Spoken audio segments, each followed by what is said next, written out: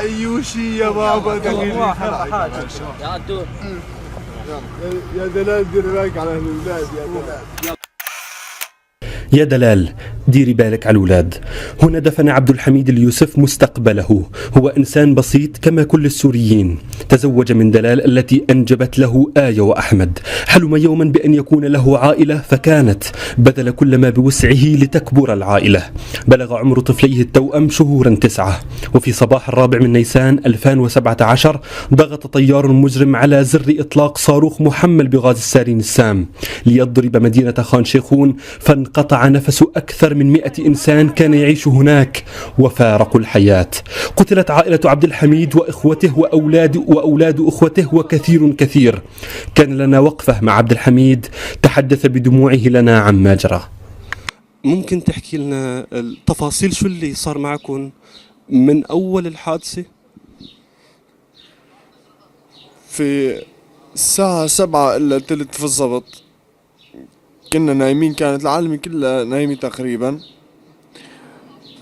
فخد على صوت الضربة، يعني ضربة حد بيتي، أول ضربة. شلت ولاد التوأم أنا وزوجتي، كنا هون صحيانين، بس ما لنا خبر إنه في سارين أو شيء أو غاز أو أي شيء من. هي كانت ضربة جوية؟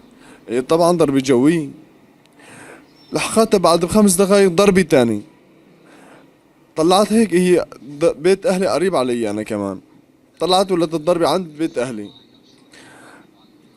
بعد ب5 دقايق في الضبط كمان رجعت ضربت عند قرايبنا، عم بيت عمي كمان. فأنا ما عاد أعرف شو بدي أسوي. أعطيت ولادي لزوجتي الله يتقبلون، استشهدوا. بس السنون كانوا طيبين. قلت لهم روحوا، أنا راح أحاول أحسن أسعف أقدر عدد ممكن من العالم. مشيت، هم ما كان في شيء. أول ما مشيت لعند جيراننا كانوا هوني كلهم منهارين. هون بلش الغاز السارين ياخد مفعوله. حطيت على ايدي كمامة شوي وصرت شيل معاهم. هون عرفتوا انه غاز سارين مو قصف عادي؟ انا هون عرفت، بس ما عاد احسن ارجع اقول لهم انه هذا غاز سارين بدي اسعف عالم. ما عاد احسن ارجع لعند اولادي. شيلت عالم، اسعفت اول دفعة ومشيت بالسيارة. بدي اروح وصل عند دار اهلي. وصلت لعند بيت اهلي. اول ما وصلت شفت اخوي الكبير ياسر الله يتقبله مستشهد. هو كان بده يسعف ابنه الصغير عمار كمان استشهد. يعني ياسر وهو عم يحاول يسعف عمار؟ هو عم يحاول يسعف عمار، استشهد عمار. استشهد هو وياه فوق بعضهم. طلعت لروح جيب.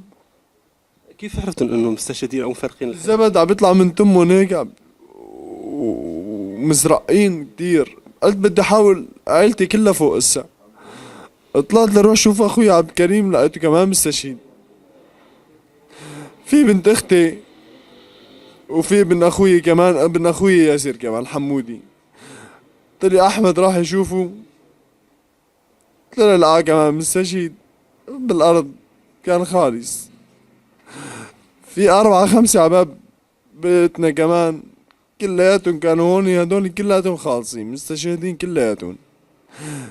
صرنا هون نحس انه هون عم ياخد مفعوله مزبوط. كل ما واحد يمشي 10 خطوات يوقع. ما عاد العالم تحسن تسعيف. انا ما اقدر غير بنت اخوي الوحيدة، بنت اختي بدي اسعفها، ما عاد احسن. شلتها عند الباب وقعت انا وياها. استشهدت. قلت لهم تعالوا شيلوني، انا ما عاد فيي. اخذوني على المشفى انا، وهون كانت معظم الناس كلها تمشي وتوقع. حالي مأساوية، ما حد يحسن يسعف التاني. اخذوني على المشفى نحو 4 ساعات او 5 ساعات بالضبط ما بعرف. سألتهم وين عائلتي انا، وين اهلي، قالوا لي كلهم بخير. رجعت ولات لقيتهم 25 واحد من عائلة واحدة مستشهدين كلياتهم. قلت لهم وين طفلي احمد وآية التوأم وزوجتي وينهم؟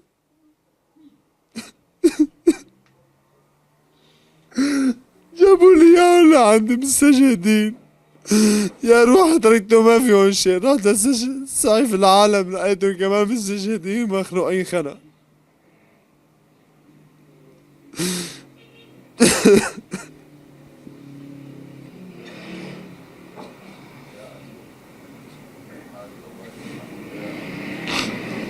الله يرحمه، الله يرحمه ويتقبلهم يا رب.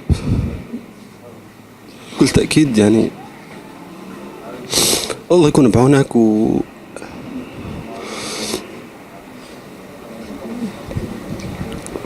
ما في حكي انحكى.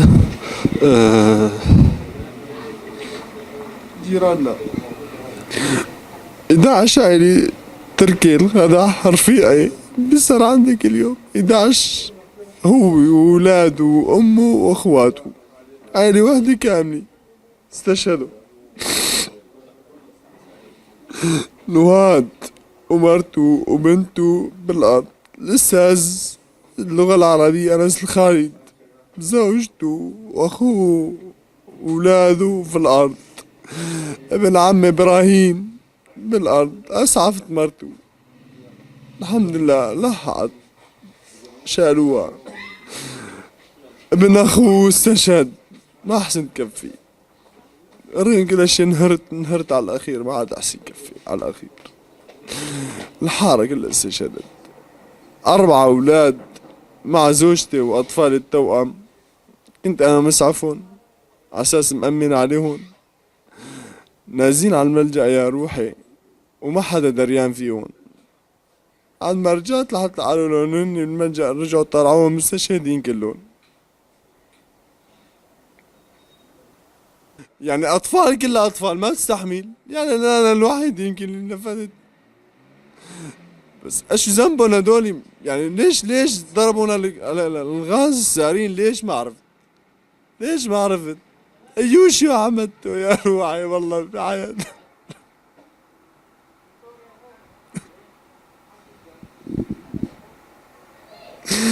يا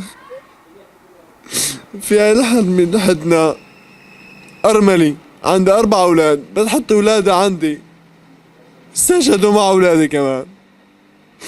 أكبر ولد عمر فيهم 12 سنة 10 سنين استشهدوا مع أولادي كمان. أحد دري فيهم كلهم أولاد أطفال، كلهم ماتوا خنق. بس لو أفهم شو هو السبب، اللي هو السبب الوحيد بس هو اللي ليش ضربنا الغاز المسم السام هاد. ايش عملوا له هدول؟ ايش عملوا له هدول؟ في دولة في العالم بتحسن تعطينا سبب مقنع واحد عن قتل أطفال؟ بس السبب المقنع الواحد بس انه هن أطفال يعني بس؟ ولا نحن انه سوريين؟ بس سبب واحد بس، يعطوني سبب مقنع واحد، ما بدي شيء. الله يتقبلوا، راحوا استشهدوا كلياتهم. ممكن يعني انه هو عم يقصف مشان يحاول يهجر اكبر قدر ممكن من السوريين مثل ما حصل بالغوطة وبالوعر. ممكن تترك ارضك بعد اللي صار. ليش لحتى اترك ارضي؟ يعني انا اترك ارضي؟ نحن خلقنا مشان الارض وما بنموت غير فيها. وخلي يجي هو واوروبا وغاز السارين تبعه خلي نفسه 10 مرات. باذن الله باقين باذن الله، باذن الله باقين. صح دموع هاي نحن دموعنا مشان اطفالي واخواتي اولاد اخواتي، ولكن باذن الله باقين. والله العظيم والله العظيم انزدت قوي وانزدت ايمان وصبر، والله بيعلم فيه. والله العظيم اقسم بالله صابر ومحتسب وايماني عند الله. واولادي واطفالي واخواتي واولاد اخواتي واولاد عمي وكلياتهم شهداء، وما بيحسن انكر الشهادة ابدا ابدا. بس ولكن ارضي اني اتركها مشان مرتزقة حقدة بدهم يجوا يستغلوا ارضنا. فشروا. والله العظيم زدنا قوي، اقسم بالله زدنا قوي، اقسم بالله زدنا قوي. والقادم اعظم باذن الله بيشوفوا بعينه. تتوقع الثورة راح تنتصر؟ الثورة اللي ضحيت فيها بأولادك أو بكل شيء بحياتك، تتوقع هي راح تنتصر؟ بإذن الله هي اللي راح تنتصر بإذن الله. قدمنا الكثير والقليل، إخواننا في الغوطة قدموا شهداء أكثر منا، بالمجزرة وحدة 4000 شخص، نحن 200 والله ما بعرف لحد الآن العدد شقد من عائلتنا. الحمد لله رب العالمين، بس منتصرين وثابتين ومحتسبين بإذن الله.